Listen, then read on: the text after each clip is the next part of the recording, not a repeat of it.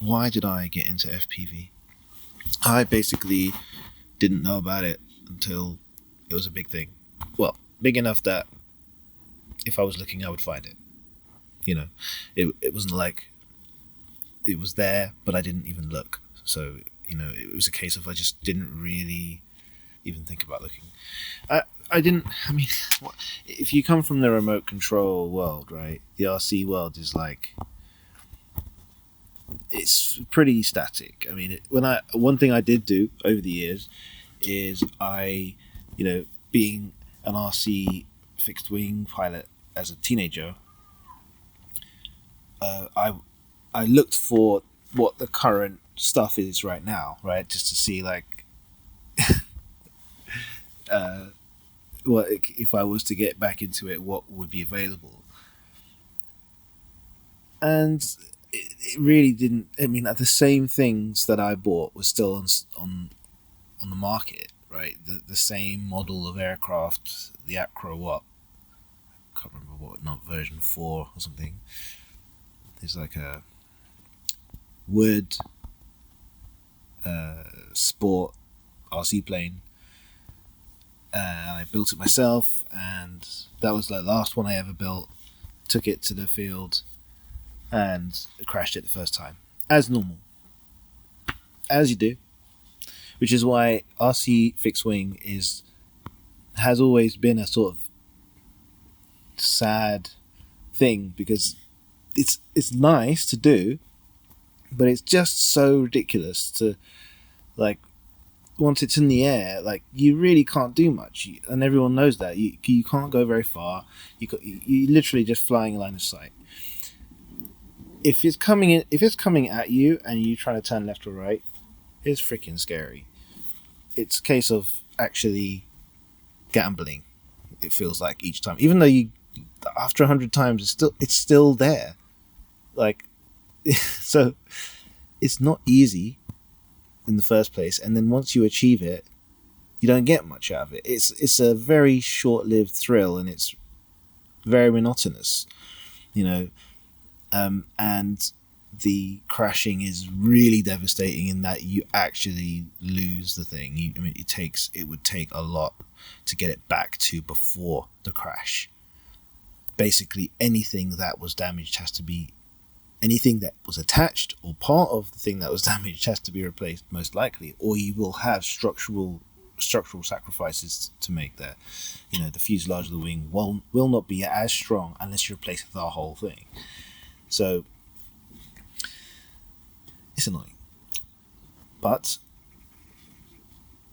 being able to put a camera in the aircraft and see what that camera's seeing as if it's you, that's new, right? That's an amazing concept and thought, and that was something that I didn't realize was available. FPV is such a cryptic word or acronym. It just doesn't give you enough information to know what the heck that's related to, right? It's not the goggles and the drone and the camera. Like, it's just not. It doesn't have enough information. It's not inherent in the name of the thing. So that's the, like, I think the bigger unfortunate thing is that there's no. It's such a grassroots thing, and it's such a geeky thing. Technically, it's something that you'd have to really want to get into to know all the ins and outs to actually care about doing this. Maybe soon, like, DJI have some FPV type aircraft that you can experience very close, similar experiences, but it's just not it's within a very restricted platform, right? So, like all drones tend to be, right, they're very restricted, and that's fine because they're so light. They have to be, every gram has to be associated with a fundamentally required function, or it can go. Yeah. So finding that out, that concept of FPV, that was just boom, unbelievable. I have to experience that.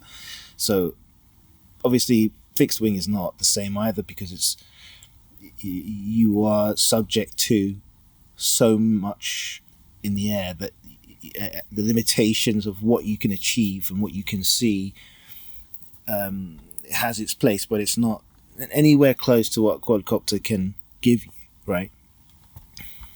You can, or helicopter, or any sort of rotor craft, because the ability to float or hover is the first requirement, really, and then the axes on which you fly, the pitch, roll, and yaw. That the way they produce